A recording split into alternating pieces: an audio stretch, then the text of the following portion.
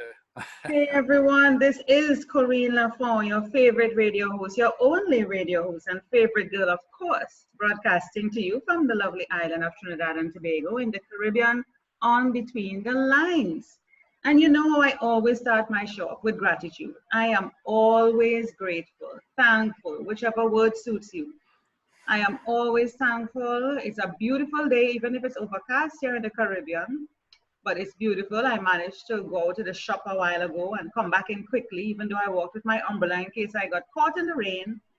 But I love the rain. I love to hear thunder and lightning, and I just love it. I find it so calming. You know, it doesn't frighten me. Well, when I see a lot of lightning, yes, it does. But once I'm inside, I'm pretty good. So I'm thankful to be here to witness the beauty of nature. And I know in some parts of the world, you know, the storm, we're in the hurricane season. So just be safe, be careful. You know what you need to do. It's not the first time you're experiencing this.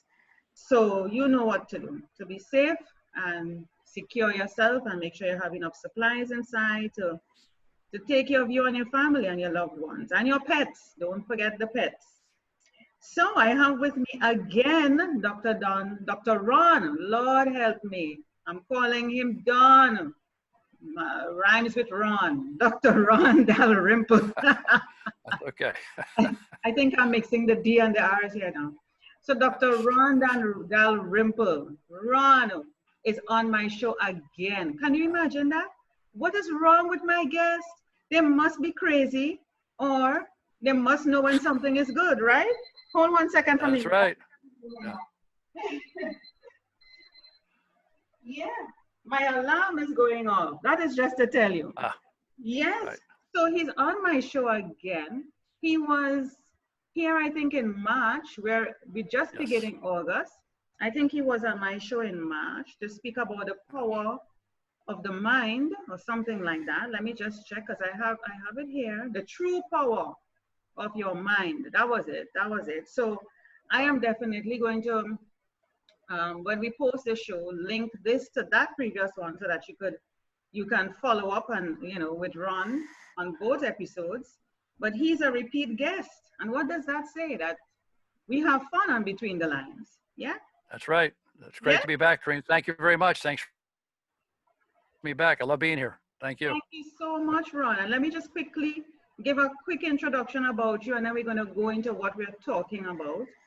And what we're talking about today, let's see, is the endless question. We don't know what that is, so we're going to find out. The endless question. So Dr. Ron Dalrymple is a licensed psychologist with a special interest in the higher, seldom understood powers of the mind. He has written 4 books using his research to motivate individuals to achieve greatness by utilizing the power within themselves. All 4 books are bestsellers. They are The Inner Manager, 8 Days to Creative Power, I Love You, God, and Quantum Field Psychology. Dr. Dalrymple also produced a best-selling film about the discovery of quantum field psychology, Paradise Found 2015, and recently released a new film, The Endless Question, which is the title of this episode. Welcome. Welcome again, Dr. Ron Dalrymple, to Between the Lines. Thank you, Kareem. My pleasure again to be back. I really enjoy talking to you. Good to see you again. It's good to see you, even though you're seeing an image of me, but it's good to see you. Okay. This is awesome. So the endless question, but before we go there, you have been pretty busy since March.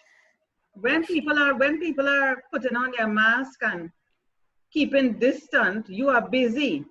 Really now, Ron, really, from March till now since you've been on my show, you have been busy. Tell me what you've been up to since then, and then we'll go straight into the endless question. Great. Yes, we've been working on a whole new production, a new book, which integrates all the prior information together, all the other 4 books into films. We're trying to put this into a much more commercial form to really get it out to a lot of people. So it'll be easy to understand, kind of a procedural, step-by-step, and informational book, kind of like Deepak Chopra's The Seven Laws of Spiritual Success, which I think is really great book and well done. So trying to create something in the same kind of format as that, which gets into the complexities of quantum field psychology. We're trying to make it very easy and simple to understand by focusing upon the principles and going through the axioms and lemmas of it, but making it very, very easy and down to earth, filled with all kinds of ideas about what you can do to activate those powers, how you can increase the power of your mind, because the mind really works like a lens we discussed before between the spiritual dimensions and the physical.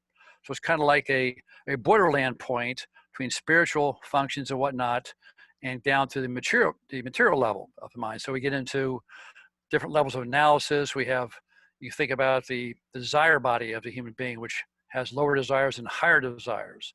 Then we have the mind, the concrete thought, and then the region of abstract thought. The region of abstract thought reaches into a kind of a tip of an apex like a pyramid, touches the higher levels of spiritual thought, where we have the functions of will and imagination. So our job really is to help folks activate the mind and get rid of all the old toxins and blocks we talked about last time as well, the blockages, the misperceptions, the false beliefs and so forth, which block that energy connection. Because the more you can do to open up those channels and get more of a download from the higher source to the lower source, we create much more of a one-to-one connection between the higher mind and the lower mind, which is the ego mind, which deals with everyday reality. So it sounds like a complicated process. We're trying to make it very, very simple and easy to understand so people can implement that on a day-to-day basis. Does that all make sense? Yes, it makes a lot of sense to me, but not to the typical individual, because you're a different psychologist. You know, when people say psychologist, you go into an office, you lie down on the chair, you talk your problems, you know, they tell you what to do, but you're talking deep stuff. You're talking deep stuff. You're delving into different realms here that the typical man on the street or even the man in the office is not even thinking about those kind of powers. First to begin, they don't even think they have powers. For you to come and say, or for me to agree with you and say, it exists and it is within you and you can tap into it, they have to first believe that they have those powers. They just know there is a brain in their skull and the brain is there to think.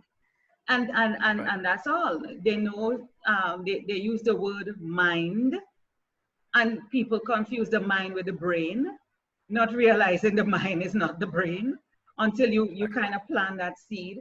And then they're like, so where is the mind? You know, you know? Yeah. So yes. You're delving into something here now, in addition to what we spoke to, because I mean, it's what we discussed the last time, but this is going much deeper. Because you're talking about spiritual, you're talking about external, you're talking about tapping in. I mean, this is beyond. And while you're trying to break it down, Ron, we have to break it down even further. Let's try to simplify it even further. Let's come to the endless question. What is the endless question? What is the question that everybody's asking? Okay, the endless question is really, who are we? Why are we here? What are we doing? What is our purpose in life? So we get into that very deep philosophical question, which goes back through time, you know, thousands or perhaps millions of years, people trying to figure out who we are and what we're doing upon this planet. So we interview a number of people, some great thinkers in this area. And the gist of the film is about really quantum field psychology, our book, which was published first in 2004. When I was working for U.S. military teaching college all around the world. I was in Aviano, Italy, right by the Alps, beautiful place. But after years and years of research and seeing patients and teaching college, I put together the theory of quantum field psychology, which involves math and physics and also all the other fields of psychology put together into a whole new paradigm or way of thinking. So it also ties into spiritual dimensions. So it actually meets a lot of the Eastern ideas, again, expressed by Deepak Chopra or by the Vedas, the ancient Vedas, or some classic books such as The Life and Teachings of the Masters of the Far East, published in 1924. A lot of great books out there which talk about who we are as spiritual beings, how to bring that forth. There's been a great split, as you know, historically through science and spirit, going back to 1602 when Sir Francis Bacon created Novum Organum, or the second organism. That was after Aristotle's first organum, published, you know, a couple thousand years ago. The Novum Organum of Bacon proposed a scientific method, at least in embryo, which we use today. However, that eventually caused more of a split between science and religion or spirituality. So you had different branches of thought and development, and there have been virtually wars between scientists and very spiritual or religious folks, where many scientists, their religion is three-dimensional experimental science in a laboratory. If you say, no, there's more to it than that beyond 3 dimensions, the reaction is, no, you're crazy, go live in California. I've been told that quite a few times, and called a few other things. A lot of folks don't like these ideas. But then on the spiritual side, in religions, everybody has their own belief system. And one thing you often don't bring up with people is what their beliefs are, because they tend to get into very intense feelings about it. So there's no saying that in play conversation, we don't talk about politics or religion, because it activates very powerfully emotional reactions. And every person who has religious beliefs, for example, tends to adhere to them very strongly. When you come along and say, well, there's a different way of looking at it, where we now have a theory which can integrate all the world's religions into a new paradigm by looking at it all from a slightly higher level, that tends to upset people on both the science side and the spirit side. So what we're trying to do now is make it more simple. Again, I'm always trying to simplify this information and make it available to more people. And so the new book is all about that, and that incorporates also how to walk a higher path in life. For example, what we see in the world today is a lot of chaos, a lot of violence, a lot of division. Again, the old tribal thinking, one group fighting another for control and supremacy and all this. We need to come together at a higher level, realize that we're all spiritual beings. That's right. We're all tied, we're all tied to each other and to that higher power. We all truly are one race, that's the human race. And our job is to bring that force, start working together in harmony, which sounds like a nice idealism, but we need to really do it because the world is in such chaos now. With nuclear powers out there, toxification of the environment, governments, maybe getting ready to fall or not, hopefully, but all kinds of chaos going on. We need to bring forth a higher level of thought and proliferate that so folks understand we're all here to work together, to bring it all together and understand we need to work with each other. And that starts in part with walking that higher path and learning how to do the right thing, for example, how to live a life of ethics, of morality, really, of choosing right from wrong and knowing the difference between the two, of trying to help other people, respecting all other people, and realizing that divinity is not just inside us, it's inside everybody else. It's inside all nature. So once we embrace that and treat people that way, treat them all in fairness, never judging, that's something else, not to be judgmental, never look down upon other people or attack them, but instead try to embrace what they have inside them as positive and bring that up. That also is very, very powerful in psychotherapy, I found over the years. It's not the old analytical approach where you're more judgmental and critical of people. Instead, you reinforce the positive. It's more of a Rogerian approach from Carl Rogers, where you give them lots of positive reinforcement and you really help them develop their positive side. So you don't look at their problems as, pathology per se, but simply blocks in the road, things they haven't figured out yet, help them see at a higher level.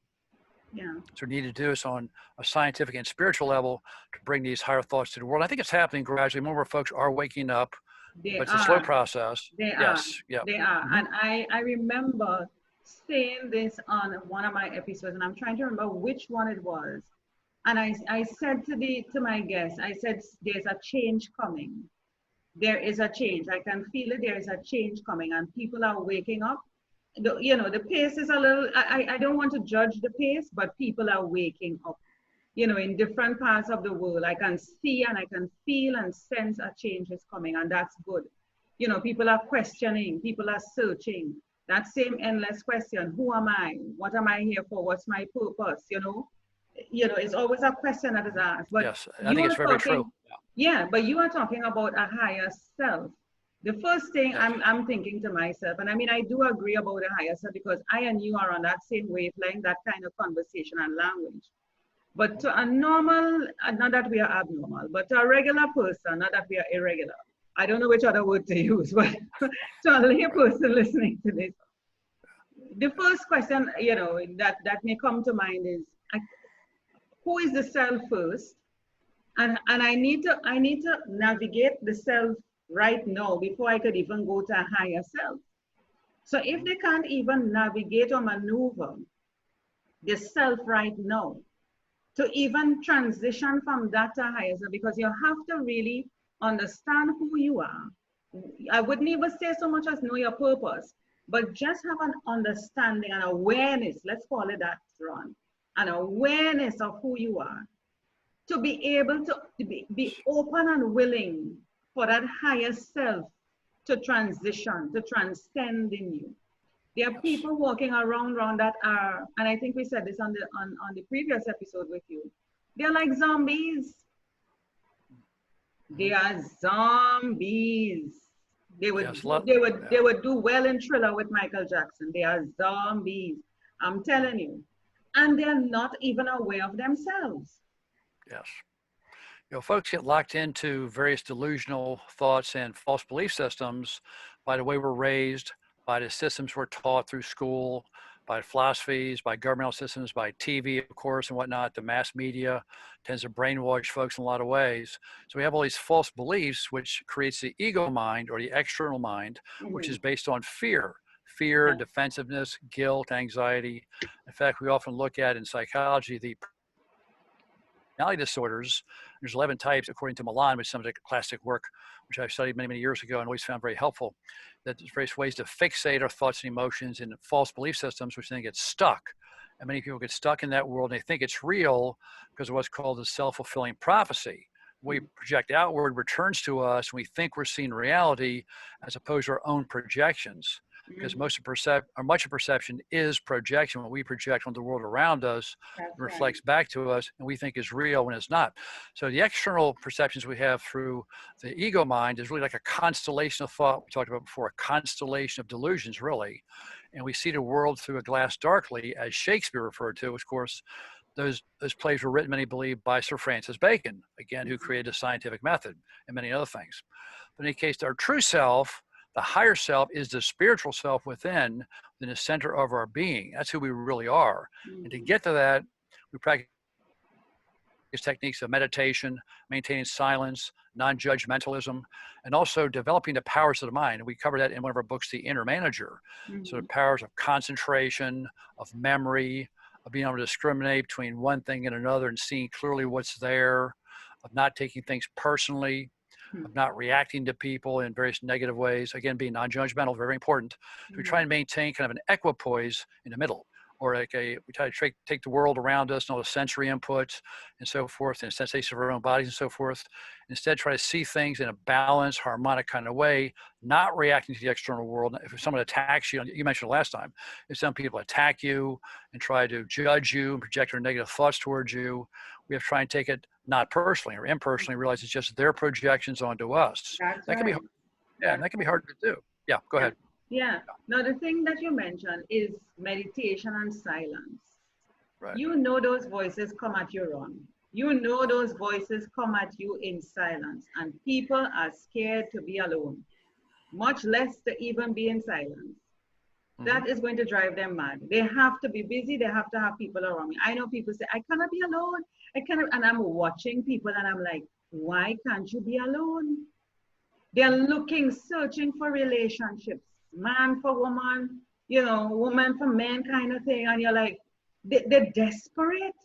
There's a desperation happening. Like they cannot be alone. And when I tell guys who may be trying to court me or looking, I'm like, how long have you been separated? And they'll be like, a year, or divorced or whatever, out of a relationship. Or let's say they're single. I'm like, a year? You need more time than that. You need more time than that. And they'll be like, no, I miss having a body next. I'm like, why? I miss having, somebody to hug up, kiss up, love up, whatever. Why? Why can't you be by yourself? Why can't you kiss up and love up yourself? Understand who you are before you could go into a relationship with anybody else, and somehow they just can't get it. That's true. A lot of folks do get fixated upon relationships, and that way they avoid themselves. This is what often happens, is that they're not really in touch with who they are. We often advise folks who go through a breakup to spend a certain amount of time working on themselves, trying to get to know themselves again, and to reintegrate the last relationship, what happened, what went wrong, what didn't work, really get in touch with their own feelings, to come to know themselves much more deeply. There's an ancient saying for physicians, physician, know thyself. Which really means to study yourself, know your own thoughts, emotions, and behaviors, so you aren't deceived or taken off course by them. This is true in all relationships. Try to really understand who we are and not just hyper react to the world around Yeah. us because we have a lot of subconscious motivations working there, which were learned a long time ago. Yeah. You know, like our suppressed anger, guilt, and fear is easily pushed by other people. It can be set off very quickly and it blows up. It causes all kinds of problems. I've seen people blow up over almost nothing because it pushed a button inside, you know. Yeah, triggers, those triggers that they haven't dealt with. And they're not asking, they're looking to attack Ron, they're looking to attack Corinne, the external factors, opposed to asking, why is this upsetting me? Why is this disturbing me? Seek the answers. Seek and you shall find. Ask. Seek it. Don't just attack the person who you think. It's not a matter of the person. Don't kill the messenger. It's the message that came to you. Why is that message affecting you so much? Why? Ask yourself why. Exactly. But very often those messages are locked in with anger and fear, guilt, whatever. The person does not want to address that, but rather project it onto you, or much perception is projection, or project it onto you and blame you for what they feel. They'll say, you made me feel, actually, no, we didn't do that. You made yourself feel that by how you took something, you know. Yeah. I had a conversation like that with somebody. He said, you made me feel, I'm like, I didn't make you feel that. It's you. You did that all on your own. You didn't need my help. How could I make you feel? I can't make you. I still don't understand that sentence. I cannot make you feel anything. It's you feel it. You feel it on your own based on probably something I said. And the question should be, why it is that when Corinne said this to me, I feel this way. I cannot make you feel. I can't hold you and shake you and say, Ron, feel this. Feel this, Ron. Feel it. Right. Yeah.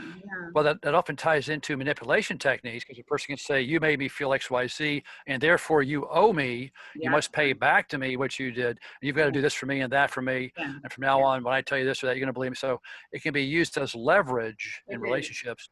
So it's often used intentionally by the person. In other cases, it's not intentional. It's just something that's been learned and programmed, say, way back in childhood. If the person's never done this kind of work, never done any self-introspective type work, never been in therapy or studied these things, will tend to hyper-react even to this in total denial and attack the person who brought it up. We are programmed. We are programmed from before childhood. We are programmed, and we need to be aware. It comes right back.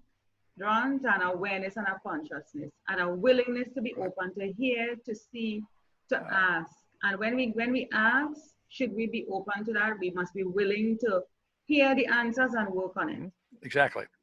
Yeah. Exactly. So the endless question, even though you're seeking, who am I? Why am I here? What's my purpose? You know, all these questions that keep circling. There must be more to life than this. That's another thing. There must be more to life than this. Exactly. You're searching for something. Those are all the endless questions. Ron, do you happen to have a little trailer of the film? Oh yes, it's on the internet. It's on if you go to YouTube, you can just put in first off my name, Dr. Ron Dalrymple's, apostrophe, and then there's the endless question. There's a couple of trailers on there, and they should best look at trailer number 2. Hold on, I'm going to YouTube. Okay. Hold on, you're going to guide me here. 1 second. Okay. Yeah. Let me share the screen. Sure. Right. Okay. So here we are on YouTube. So what do I do? Okay, here we go. Cool. So let's see. Okay, at the very top there, put in Dr. Ron Dalrymple's. Dr. Ron Dalrymple's, there we go. Yeah. With an apostrophe at the end, apostrophe S, there we go. Now scroll down, and here you go. You see there's several different ones there. A bunch of these different books we did, like The Inner Manager, Mathematics of the Mind. There it is, The Endless Question, 224. Yeah, hit that one. There we go. There we go.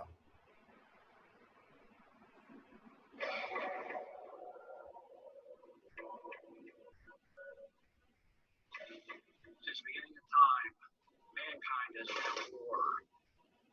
Tribe joining tribe, family killing family, nation slaughtering nation, genocide, mass scales.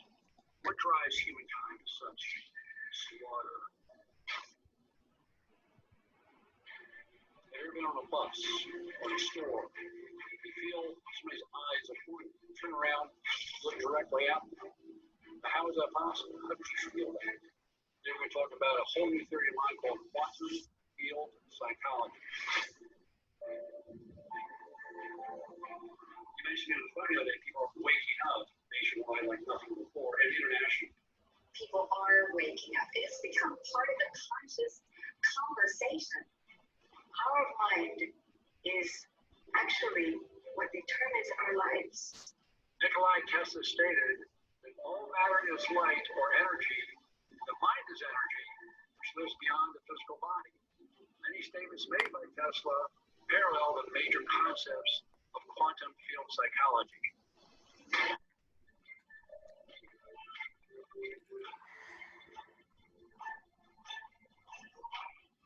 Could it be we all have dormant powers lying within, so far untapped?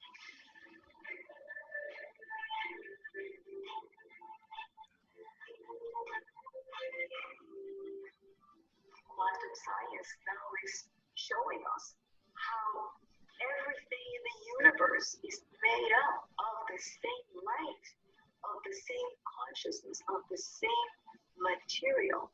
So you, I, the trees, the universe, down to every subatomic particle is actually made of the same.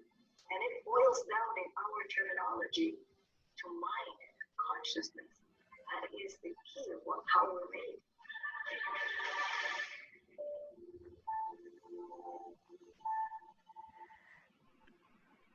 Nice. Right. Nicely done, Dr. Rondell Rimple. It's nicely done, nicely done. You know, while I'm looking at it, I am thinking to myself, what's the value? Why should someone want to be interested in something like this? Besides the endless question of asking, who am I? Why should they want to know this? Why should they want to become a higher self? Why should they seek it out? Why can't they just continue on the unconscious state? I mean, it has been working for them all this time. I mean, their parents and parents before that who probably were not conscious. Why should they? Yeah. Well, it basically gives people the keys to the universe or the keys to their own life. If they continue in their previous pathway of being largely unconscious to their motivations and so forth, they'll keep creating the same errors, making the same mistakes. For example, you mentioned relationships before. I've seen folks, one lady, for example, might marry 7 different men, all of whom are the same guy, but in a different form. It's the same problems, you know, because they keep making the same mistakes, thinking they're doing it differently. So what we need to do is focus on learn these problems, resolve all the issues of the past. We need to resolve the thought emotion fixations we mentioned in the previous episode, where we fixate upon certain thoughts and emotions that block us and blind us. We resolve those, then focus on the idea of that higher self and bring that forth to our lives, because it helps us solve problems much more easily. You can make things happen much more quickly, makes you much more creative, can make you much more successful in life. It really gives you the keys to the universe and the keys to your own mind and the keys to life. There's no guarantee that's going to work. And please, this is not intended as therapy at all, because people have free will. If they need therapy, they should see someone for therapy. These are more the concepts behind the film, which can be incorporated to help a person deal with their life. But if you have serious psychological issues or whatever, they really should see a qualified therapist to deal with that. But we find on a theoretical basis, and when employing these in therapy and cognitive behavior mod therapy, that it does help inform the person about how these issues work. And by studying these issues, if somebody has more of a spiritual focus, they can certainly learn from it. And just like in Deepak's books and so many other fine books out there by folks, it can really help show them a different way, a higher path through life, a way to conquer life, a way to be successful, not just in terms of prosperity, but we don't want to focus on that overly so, because some past works have done that, but more prosperity or success is seen as being relationships, happiness, being relaxed and calm. And despite the fact the world's in chaos, like you mentioned before with the hurricane, well, we still stay relaxed and calm. The hurricane don't bother me, I won't bother you. I like that. Yes, that's my approach. You know, that's my approach. Yeah. I'm like, you know, the hurricane is minding his business. I am minding mine. Exactly. Yeah, I'm not going to sit down and fret and watch a hurricane whole day. I have things to do. And the hurricane is minding its business and say, I have things to do. So Right, exactly. yeah, yeah, yeah. But you No, know, somebody might say, when we think about folks who yeah. yeah, no, Hmm? you go ahead. You go ahead. No, no, yeah. Well, when folks often don't mind their own business, what they do often is kind of stick their nose in somebody else's business, and some people make a career out of this, That's right. out of kind of being gossipy and nosy Yeah. and trying to control everybody else. And really, they're doing again. We talked about before. They're not really focusing upon themselves That's and their right. own issues. They're focusing on the external world and trying to control them, trying to other folks around them to deal with their own issues. Yeah. We see throughout history, many world leaders have done this, like Henry VIII, for example, in England, had 6 wives trying to obtain a male heir, not realizing that he was the source of the X or the Y chromosome, right? So it's his fault. You know? So it's a perfect example, of chasing delusions. Oh, Yeah, I love yeah, that. He thought yeah, to himself, I will try a different woman, and probably a different woman will produce me a son. exactly. Not So, realizing he's the yeah, denominator exactly. for all of them. Exactly. Whatever Henry He was the VIII one is doing it. trying. Yeah, There's so many Henry yeah. VIIIs out there right now, Ron. There's so many Henry That's VIIIs. right. That's right. Yeah. You But, know, but a so lot many of people, folks live their lives. Yeah, yeah. yeah, Good. a lot of people may be thinking and listening to this. They'll be like, but that would make the world boring. You know, this whole higher self going along this Yeah. path. Everybody's successful. Yeah. Everybody's talking the same language. You know, this Yeah. meditation guru thing. You know, it will make the world boring. Right now, the world is exciting. Some people are killing. Some people are stealing, and some people are in church, and some people are Christian. Some people are not. This is what makes the world interesting. If all of us go on the same journey and path to make a better world, that's boring. Well, some folks do thrive upon the chaos or the energy of the chaos and all the different things happening. But every person on a spiritual path also approaches that in a very different way. Each person has a different point of view, and different kinds of creativity come out. They create different kinds of relationships and products or businesses or services or whatever. So there's still a vast diversity in what people create. Just they move more towards an understanding that we're all one with each other. And if we work in harmony, I would say this would make it boring, just makes it much more balanced and much more positive. But also it's going to be vastly diverse because every person is different. We're all just vastly different with billions of variables inside us. No, but it will be a balance is boring to some people. They don't want balance. They like imbalance. As you said, some people thrive on chaos because this is where they may make their money. This is where they're able to control you. This is where they're able to keep the scales tipping in their favor. And so this is what they will do. So as much as there are us persons like us who decide, look, I want this, it's based on a choice. You said free will. Yes. It's your choice. Right. You want your life to be different. If you're complaining all the time and you're not in good relationships and you're attracting the wrong sort of people and you find that you're not getting where you want to go and you're watching other people around you that is accomplishing and you're like, what do they have that you don't have? You know, you're saying these things to yourself. Then you need to work on yourself instead of sitting complaining. It is a message from the universe to you to say, hey, stop whatever you're doing. Just stop whatever you're doing and look within and start working on yourself. Exactly. But they have to hit that brick wall first. You know, we work with folks who have an alcohol or drug addiction problem. They must hit that proverbial brick wall, which makes them realize, okay, I've got to stop.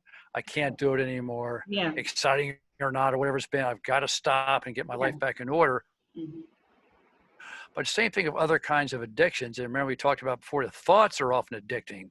Like you were just saying, thoughts and emotions can be addicting. You know, we think those are reality and we like those because they give us some kind of feedback from the environment. But we have to wake up and realize they're also causing chaos for ourselves and others. And that takes the process of understanding how we impact other people and the world around us. And like you said, some folks don't want to do that yet because they haven't hit that brick wall. So they must hit a brick wall. So some folks make much slower progress, others make much faster progress, depending upon what they want out of life. You know, so you're helping people and reaching out to a lot of people who are looking for answers. And so the folks listening to your show and other shows like this are going to grow a lot faster. And make a lot more progress. Whereas other people say, I don't want to hear that. I'd rather go do something chaotic, because it's more exciting. And that's fine. That's fine.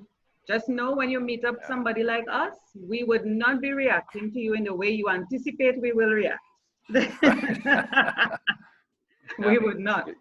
You'll tell a hurricane to go away. Yeah, go ahead. Ron, it's been a pleasure. It was fabulous just watching the My pleasure. trailer to your video. And I want you to be able Great. to tell persons how to contact you as we round up the episode. How can they contact you? Okay. Well, first off, the film, The Endless Question, is free on Amazon Prime, as you mentioned. And the other books are also on Amazon, such as The Inner Manager, 8 Days of Creative Power, I Love You, God, and Quantum Field Psychology. They can contact me by Facebook. We're on Facebook. Just go to Dr. Ron Dalrymple or go to The Endless Question. In fact, we have a Facebook page for all the books, The Inner Manager, 8 Days, and so forth. So you can send us emails via that. And we'd be happy to hear from folks and give them feedback. And we're looking forward to that. And if they'd like to, again, see the film, you know, and hopefully enjoy that, we hope to reach a lot of people and get these ideas out to the world. That's really our mission. We mentioned before, it's kind of our mission to do that. We all have a mission. Right. We are on a mission. We are on a mission. You know, at least we know what our mission is. And even if we don't know, it evolves over time. And we do what we think we are told to do by the universe, by source. And so if something needs to change, we just recalibrate and move towards in that direction. We are open to hearing what the universe has to say to us. Yes, Thank you so much, Dr. Ron Dalrymple. It's been a pleasure having you on my show again, and we welcome you again and again and again whenever you're ready, because I see you're doing a lot of stuff, and I love being a part of it, and it tells me that I'm on the right track, because clearly I'm attracting you back to my show every time, so it means I'm on the right track. Thank you so much for being on Between the Lines. Well, Creed, thank you very much. Real great pleasure, enjoy being here, and I appreciate you profoundly. Thank you and all your listeners. Thank you very much.